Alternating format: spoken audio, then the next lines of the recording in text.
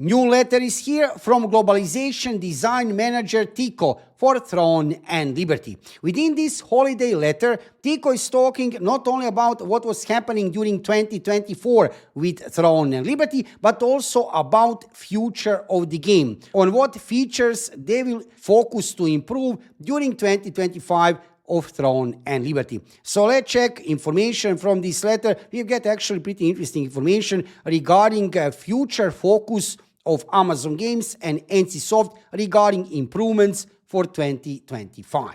Before we start, let me just say, subscribe to my YouTube channel to see more of Throne and Liberty videos in the future. Dear Throne and Liberty community, what's up gamers? I'm Tico, the Globalization Design Manager for Throne and Liberty at Amazon Games. I want to do something different from our usual Tico Talks format as the year draws to a close. There's something special about sitting down and writing a letter, especially during the holiday season. When I reflect back on this year, what stands aren't just countless hours of development and features we launched, but also the moments we shared together. Watching guilds coordinate massive battles, seeing players help newcomers learn the ropes, and reading your passionate discussion about the game. These are the things that make all the hard work worthwhile. On the 5th, we introduced the Spear, and you have astonished me with your creativity. I've seen several unique combinations and strategies that I didn't anticipate, and I have a feeling we are just beginning to see what's possible with these weapons. Along with that, we expanded our fishing content, and it's been nice to have some moments of relaxation in the world to complete by new codex. We've unveiled our challenging dimensional trial dungeons, and wow, the ways you've been tackling these trials has been nothing short of amazing. Watching players push the boundaries of what's possible while mastering these challenges has been incredible. Well, yeah, obviously some people are grinding a lot. We introduced the new rune progression system. Yes, they did. Opening up a whole new method of power progression that's leading to some interesting build combinations, especially with the Spear and new Fortitude start. One of my personal favorites has been watching guilds utilize the new War Games feature. There is something special about seeing teams practice and perfect their strategies in preparation for those epic open world battles. I have to mention equipment and skills presets are finally here. I know many of you have been waiting patiently for this one, and trust me, I'm just excited as you are. This is big deal, absolutely. This equipment and skill presets, like he's saying, many players did wait for this, including me, and we have them, right? Finally, the Star Tree Solstice event that launched on 12th has brought such a wonderful festive atmosphere to our world. I caught myself more than once standing in town watching players show off their holiday cosmetics and enjoying the Winter Amitoy Arena matches. The community enthusiasm for these seasonal events always bring a smile to my face. Also, I want to talk about listening to your feedback. So far, they did listen our feedback, I have to admit. We have seen recently many changes to the game, and we have seen they really did listen our feedback. What will happen in the future in 2025, that remains to be seen, but I also hope they will still remain on that track. They will still move into that direction regarding listening feedback of the players. We have seen that in few occasions within the last few months since global release. And also have to mention over there on Korean servers, NCSoft did listen feedback of players during 2024 because game was released on servers in Korea on December 6, 2023. And we have seen really incredible move from NCSoft. Really, they did listen feedback of players. Let's check further what we have here. Beginning with addressing the changes made to rune distribution on the 19th. Okay, so recent changes within last previous update regarding runes. Absolutely amazing. We have seen many positive changes, including increased drop regarding runes, and not only that, there are many ways now, more ways than before, to get runes in the game, which is very important because not everybody is enjoying in running dimensional trials, grinding over there. Why not to get runes in some other ways? Many of you shared concerns about feeling pressured to farm dimensional trials for runes. Exactly. And I also experienced this firsthand while playing. I was talking about that like 10 seconds ago. We've now increased the rune outputs across various content types because we believe you should be able to progress while playing the content you love most. We'll keep evaluating how it feels after these changes, and we are not afraid to keep tweaking until it feels right. And to my fellow PvP enthusiasts, Don't worry, we haven't forgot about you. We are working on expanding rune acquisition throughout PvP beyond just arena coins, so keep an eye on for those changes in the new year. So beyond arena coins, which is a PvP content, there should be more ways even in 2025 to get runes. Looking ahead to 2025, this is now interesting part. This is important part. Looking ahead to 2025, we are tackling some important challenges head on. First and foremost, we hear your feedback about daily activities feeling a bit overwhelming. I don't think so. You know what? I don't mind that grind. I don't mind. Look, this is MMORPG. If you're not ready to grind, well, then you maybe shouldn't play MMORPGs. I don't think that daily activity content is overwhelming. I don't think so. Seriously, I don't. I think it's right. You have dungeons to play, you have contracts, you have things to play with your guild, you have world bosses, there are also arc bosses 2 times per week. Daily content in generally, farming, including everything, dungeons, tier 1, tier 2, actually 2-star, 1-star, open world dungeons, contracts. When you take everything in consideration, at least in my opinion, it's not overwhelming. Especially if you can already reach, I don't know, 4,000 CP, 4.1, 4.2 thousand CP. There are players already, many players who did already reach 4,000 CP combat power. What you will farm all day? No way. So I don't think it's overwhelming, except dimensional trials. Okay, that's exception from that, right? So regarding grinding, only that part is kind of not enjoyable. Let's say it on that way. Dimensional trials for runes. Everything else, no, I think it's not overwhelming. But fine, okay. While we believe it's important to have engaging content for you to log in and enjoy each day, and we have that, we recognize that with new additions, we reached a point where the daily checklist feels more like a chore than adventure. So, okay, I do understand, but that's the case with most of MMORPGs. That is the case with most of MMORPGs. I remember playing so many games in the past. For example, I can now mention, probably you did play in the past, Lost Ark. Lost Ark is another interesting MMORPG, also published by Amazon Games globally. In Lost Ark, that grinding was much worse. Well, at least for me, I had like 5 alts, 1 main character, 5 alts, 6 characters overall. You know what I mean? If you have ever played Lost Ark, when you are playing daily, I was playing daily, Chaos Dungeon, Guardian Raid, event. There was always some kind of event in the game happening, right? So every single day on each character, Chaos Dungeon, Guardian Raid, event, repeat. It was terrible. Much worse than in Throne and Liberty. So regarding grinding, I don't think that's really an issue regarding this, like you have a feeling that it's more chore than an adventure. Look, for almost every MMORPG, it feels like that. You have a daily things which you need to finish. Some of them are not daily, some of them are weekly. So, I don't know. I don't find it, at least on that way, so bad in Throne and Liberty. I have seen many worse situations regarding that in many other MMORPGs in the past, including Lost Ark. That is example, I can say, because it's another game published by Amazon Games.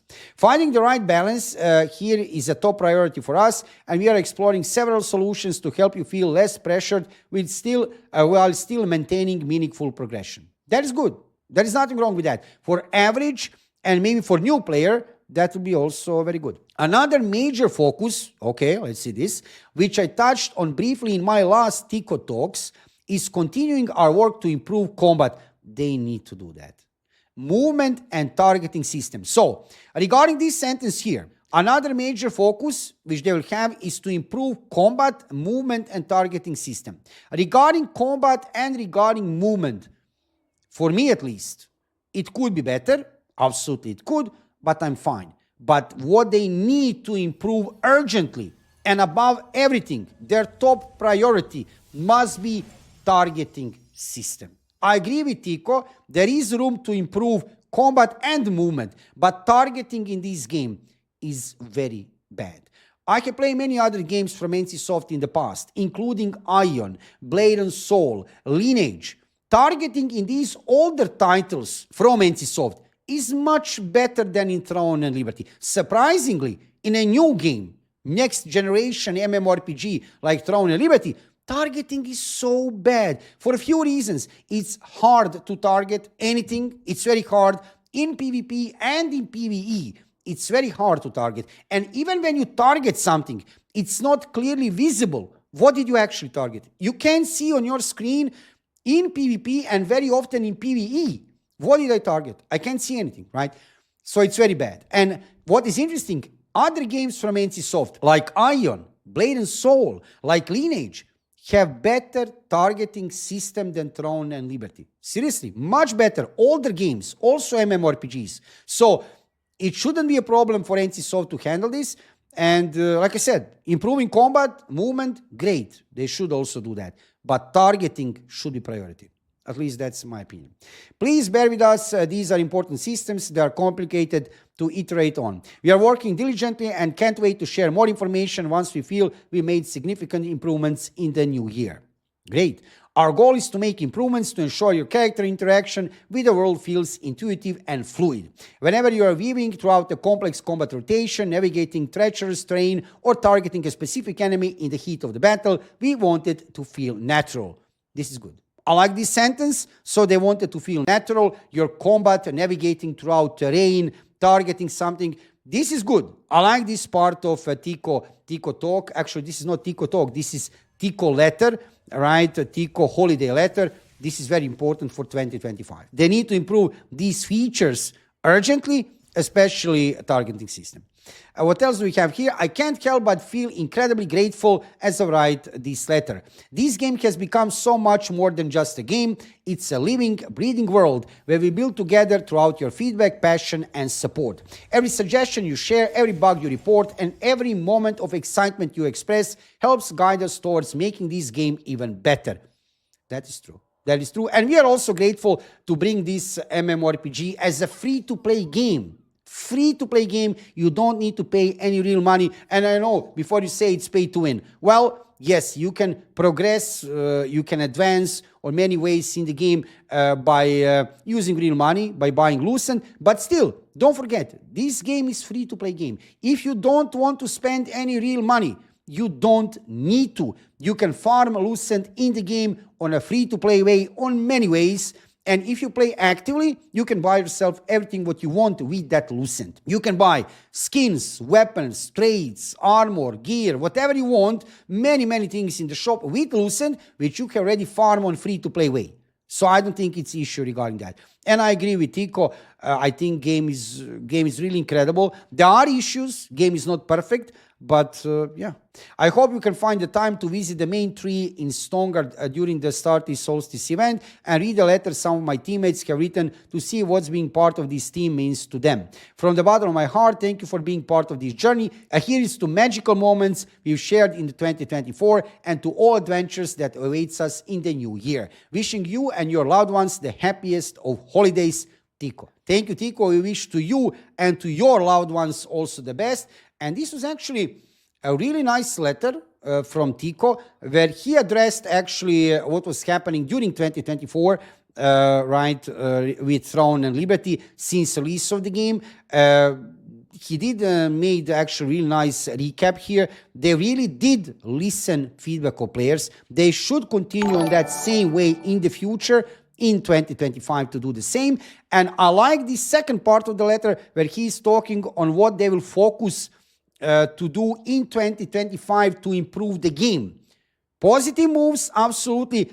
At least in my opinion, this regarding daily activities feeling overwhelming. In my opinion, that's not the case. But then again, I'm not typical MMORPG player.